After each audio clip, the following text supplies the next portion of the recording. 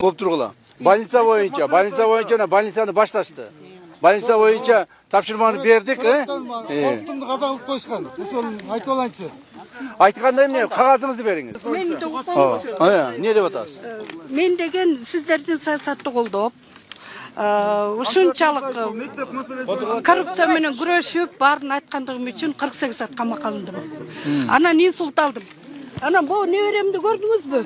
Ушуга 47 миң сом 47 миң сом төлөйсүң деп менин аркамдан куугун туктай жүрөт. Ким? Мына маселени чечкиле. Сот өткөрүүчүлөр соттон чечим чыккан. Мен 2 жыл пробация кылып коюшту. Болду. Анан балдар чечишкен. Мына Тоң районунда дагы бир жолу айтайын. Тоң районунда ушундай тартипсиздиктер, мамлекет тарабынан ошол элге кызмат көрсөтө турган мугалими болобу, врачы болобу, же башкасы болобу, туура эмес иштегендер маселелер көбөйүп кеткен. Бул боюнча угуп туруңуздар. Мен атайын комиссия түзүп туруп жөнөтөмүн. Бул жерди толук менен текшерип чыгабыз. Мыйзам бузуулардын бардыгын карап чыгамын.